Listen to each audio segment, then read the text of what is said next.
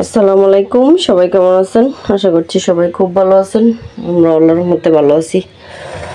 তো নতুন আরেকটি ভিডিওতে সবাইকে স্বাগতম জানাচ্ছি। তো দুপুরে রান্না করব। এখানে ফলি মাছ নিছি। আজকে ফলি মাছ টমেটো দিয়ে বোনা করব। তো গতকালকে যে রান্না করছিলাম ইলিশ মাছের তরকারি, এগুলো সব রয়ে গেছে। সানিরা বউ অ্যালার্জির জন্য এগুলো খায় নাই।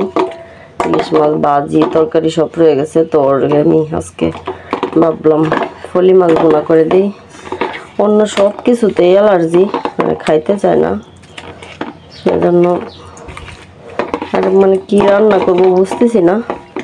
তো গতকালকে যে মাছগুলো নিয়ে আসছিল তাজা ছিল, শোল মাছ নিয়ে আসছিল, এই মাছগুলো নিয়ে আসছিল। তো ভাবলাম তাজা তাজা মাছটা বোনা করে দিই। টমেটো আছে বাসায়, কোনো সবজি নাই। আর সকালবেলা প্রচুর বৃষ্টি হয়েছে, আকাশ একটু মেঘলা মেঘলাই। এই যে দেখেন প্রচন্ড বৃষ্টি হয়েছে সকালবেলা।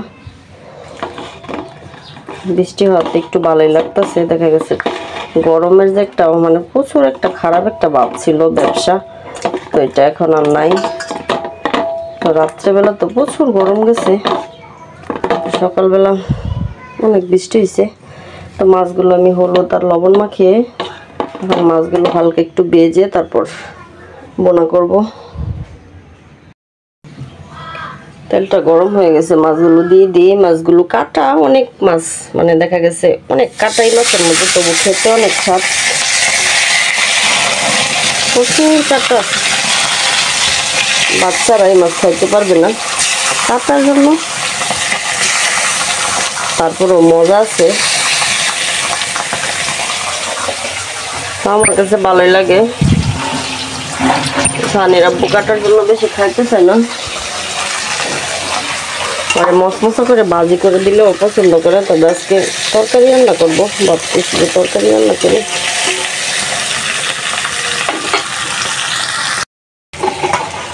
তো মাছগুলো একটু সুন্দর মতন ভেজে নিছি, একটু মশমশা করে ভাজছি। মাছে প্রচুর কাটা, তো সেই জন্য একটু মশমশা করে ভাজলাম।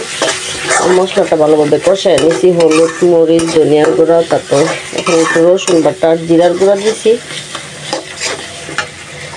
টমেটোগুলো দিয়ে দিই, টমেটো আর কাঁচামরিচ দিলাম। টমেটো আর কাঁচামরিচ দিয়ে আর একটু সময় ভালোভাবে কষাবো মশলার সাথে, কষিয়ে তারপর পানি দিব।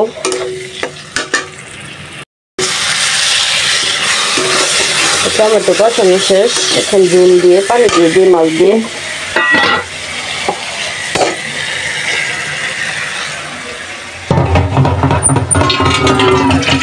বেশি পানি দেওয়া লাগবে না, একটু বোনা বোনা টাইপের করবো। তো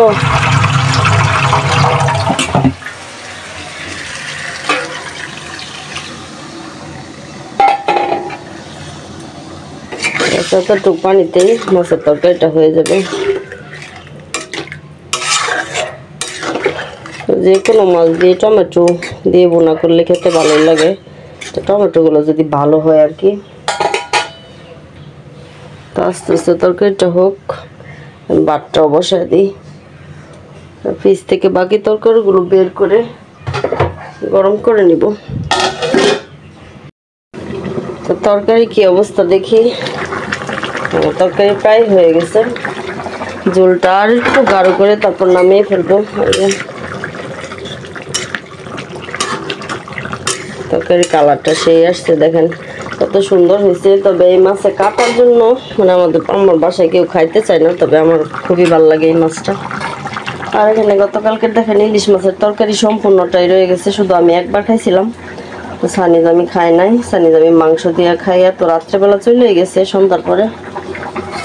তরকারি রয়ে গেছে। সানির ওপর অ্যালার্জির প্রবলেমের জন্য ইলিশ মাছ চিংড়ি মাছ বিভিন্ন ধরনের সবজি বেগুন টেগুন এগুলো কিছু খায় না, প্রচুর অ্যালার্জি শরীরের মধ্যে। তো তরকারিটা নামিয়ে ফেলবো আর ইলিশ মাছের তরকারিটা গরম করবো এখন। আর ভাত বসায় দিছে এখানে, আস্তে আস্তে হোক। ঘরগুলো মুছে ফেলছি, ঘর গুছানো শেষ, এখন শুধু গোসল করতে চলে যাবো। প্রচুর গরম লাগতেছে, তবে আগের তুলনায় অনেক অনেক অংশে গরম কমে গেছে বৃষ্টি পড়াতে। দুপুরে খাবার খেতে বসলাম। শুটকি ভর্তা নিছি, আগে শুটকি ভর্তা ছিল আর ইলিশ মাছ ভাজি গতকালকে। তরকারি তো রান্না করছি দেখলেনি, ফলি মাছের তরকারি টমেটো দিয়ে। শুটকি ভর্তাটা ফ্রিজে ছিল অনেক দিন আগে, অনেক দিন বলতে 1 সপ্তাহ হয়ে যাবে। আর মাছের ভাজি তো গতকালকেই করছি দেখলেনি। বিসমিল্লাহ।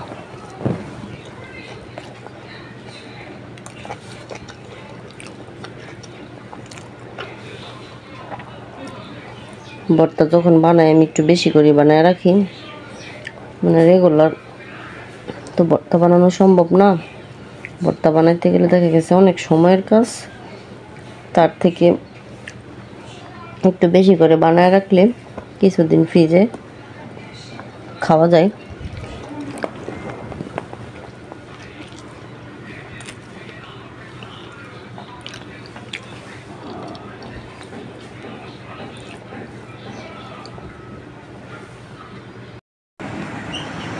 তো এখন সময় হচ্ছে বিকাল 5:30। দেখেন আসরের নামাজ পড়া মানে বানর চলে আসছে, এই যে বৈশা রয়েছে। দেখেন জুম করে দেখাই কতগুলা। দুপুরে খাওয়া দাওয়া করে একটু ঘুমায় পড়ছিলাম, যে বানর 4-5টা একসাথে হয়েছে। এই যে দেখেন অবস্থা, ঠান্ডা দিন তো চলে আসছে। এদের খাওয়া দাওয়া কোনো কাজ নাই, গরমের মধ্যে তো মানে দেখা গেছে টিনের চাল এগুলো গরম হয়ে থাকে, সেজন্য আসতে পারে না।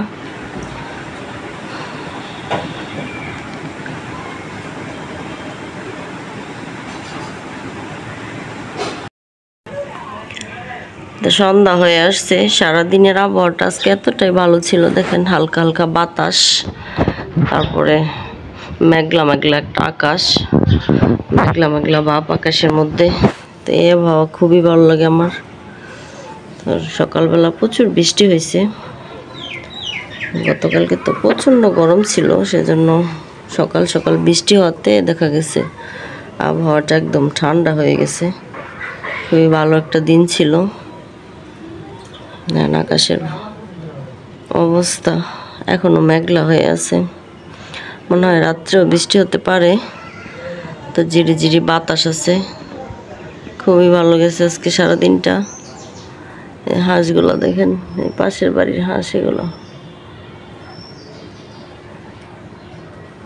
যাদের বাড়ির কাছে পুকুর আছে মানে তাদের হাঁস পালাটা একদম সহজ, মানে একদম সাথে সাথে সকালবেলা বের করে দেয়, সারাদিন একটানা পুকুরে থাকে। আর পাখির কিচিরমিচির ডাক, হাঁসের মানে কিচিরমিচির শব্দ, এগুলো আমার খুবই ভালো লাগে। সন্ধ্যা হয়ে আসছে, তো ঘরের সন্ধ্যার কাজগুলো করব এখন। আজকের মতো বিদায় নিচ্ছি, এ পর্যন্ত। ওই সবাই ভালো থাকবেন, আল্লাহ হাফেজ।